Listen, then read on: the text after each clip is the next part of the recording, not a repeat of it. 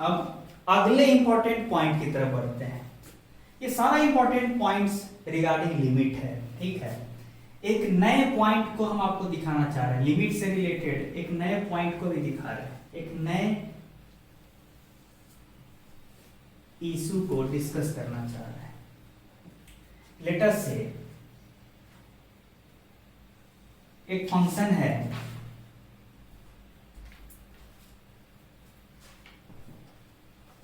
वो x1 से लेके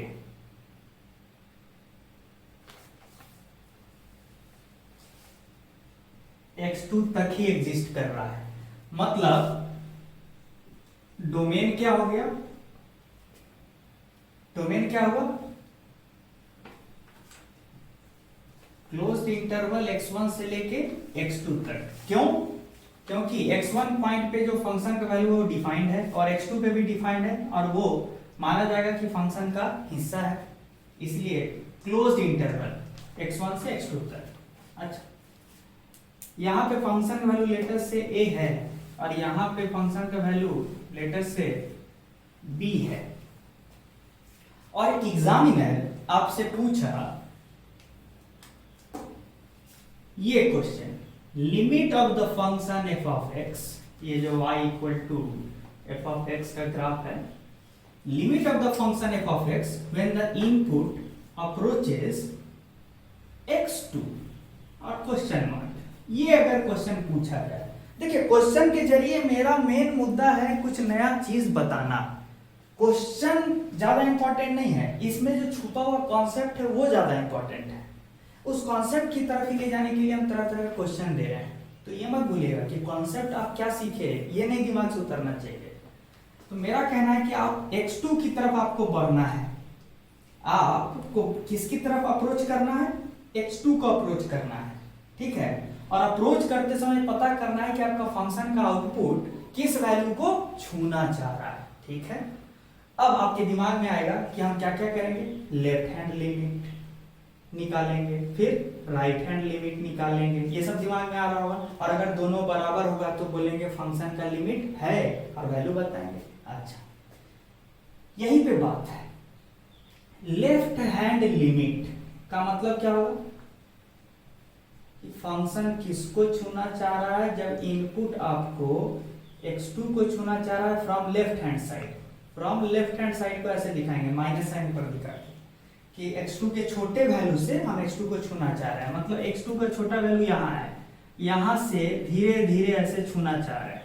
तो जैसे जैसे आगे बढ़ेंगे, गौर कीजिए, जैसे जैसे आगे बढ़ेंगे मेरा आउटपुट किसको छूना चाह रहा है, देखिए तो मेरा आउटपुट किसको छूना चाह रहा है, पॉइंट बी को छूना चाह रहा है।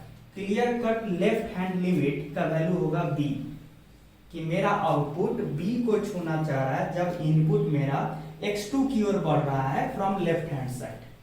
ये ठीक है, लेकिन राइट हैंड लिमिट का मतलब क्या होता है, का मतलब क्या होता है कि फंक्शन किस वैल्यू को छूना चाह रहा है जब मेरा इनपुट x2 की ओर बढ़ेगा लेकिन from the values greater than x2।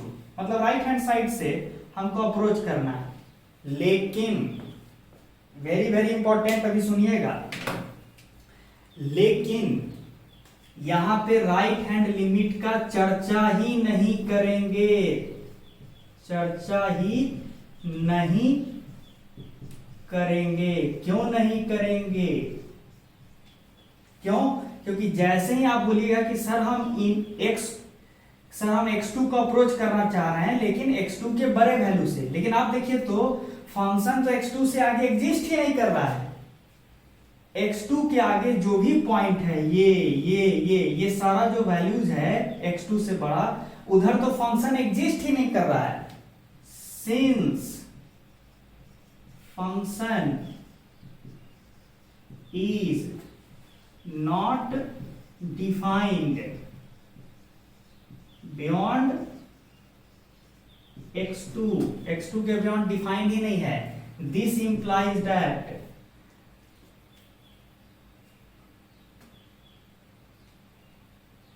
values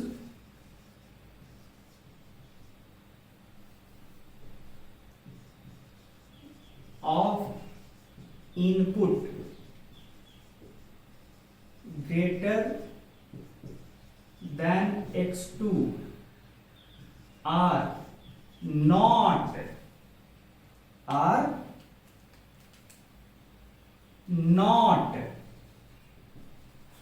within the domain of the function।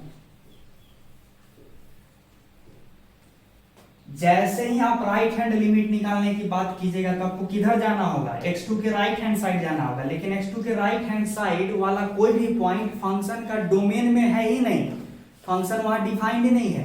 ऐसे केसेस में हम बोलेंगे कि हमको राइट हैंड लिमिट वाला बात का चर्चा ही नहीं करना चाहिए। We should not talk about right hand limit in this case, we should not talk about right hand limit because on the right hand side of x2 the function is not defined, the values of x beyond x2 are not within the domain of the function, that's why we will not discuss about the right hand limit here।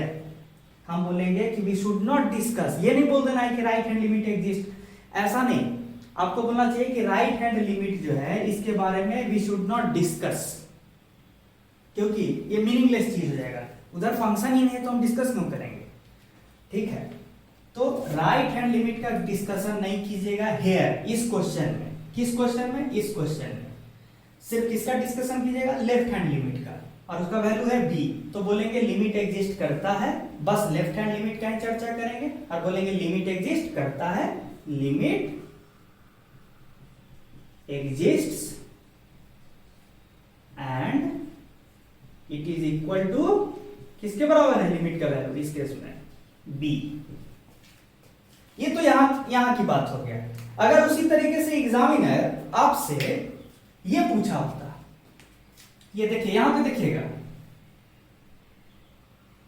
x tending to x1, अगर examiner आपसे ये पूछता limit of the function f of x when x is approaching x1, तो आप बताइए, तो यहाँ पे x1 को आप किस साइड से अप्रोच कर सकते हैं? क्या लेफ्ट हैंड साइड से अप्रोच कर सकते हैं? नहीं, लेफ्ट हैंड साइड से अप्रोच कर सकते हैं नहीं, क्योंकि x1 के लेफ्ट हैंड साइड में जितने वैल्यूज ऑफ x है वो तो डोमेन का हिस्सा ही नहीं है, फंक्शन के डोमेन में है ही नहीं ये लेफ्ट हैंड साइड वाला वैल्यूज, तो हम x1 को अप्रोच किधर से करेंगे? राइट हैंड साइड से। तो तब यहां क्या बोलेंगे कि यहां बोलेंगे कि राइट हैंड लिमिट बराबर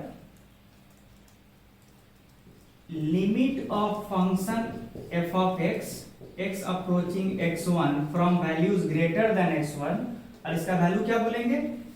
a।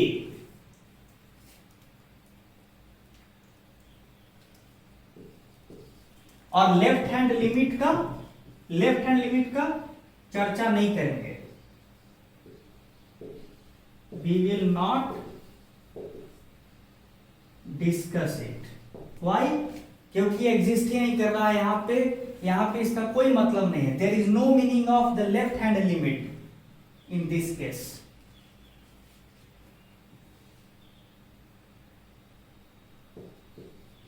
no meaning।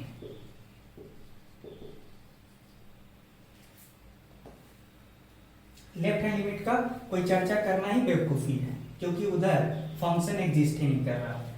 तो ये आप ध्यान दे रहे हैं कि हम राइट हैंड लिमिट और लेफ्ट हैंड लिमिट दोनों चेक करेंगे, लेकिन कब? जब दोनों तरफ से हम फंक्शन को अप्रोच कर सकते हैं तब।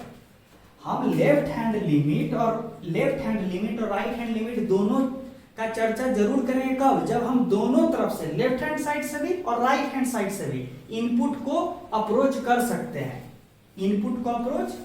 अगर नहीं कर सकते हैं तब हम उस वाले लिमिट को चर्चा नहीं करेंगे। अगर लेफ्ट हैंड साइड से अप्रोच नहीं कर पा रहे हैं तो हम लेफ्ट हैंड लिमिट का बात नहीं करेंगे, सिर्फ किसका बात कर लेंगे? Right hand limit. और अगर वो एग्जिस्ट कर रहा है तो बोलेंगे फंक्शन का लिमिट एग्जिस्ट करता है, ठीक है। तो इस केस में फंक्शन का लिमिट एग्जिस्ट करता है, कितना है? a। और जब x2 को अप्रोच कर रहे थे तब फंक्शन का लिमिट एग्जिस्ट करता था, आंसर क्या था? b। तो हम LHL वाला बात इस केस में LHL वाला बात नहीं करेंगे, और इस केस में RHL वाला बात नहीं करेंगे, और लेकिन लिमिट एग्जिस्ट कर रहा है, दोनों केस में लिमिट एग्जिस्ट कर रहा है, ठीक है ना। तो हो सकता है बहुत बार कि आपको सिर्फ एक ही चीज चेक करना हो, LHL या फिर RHL, ये समझाना था आपको।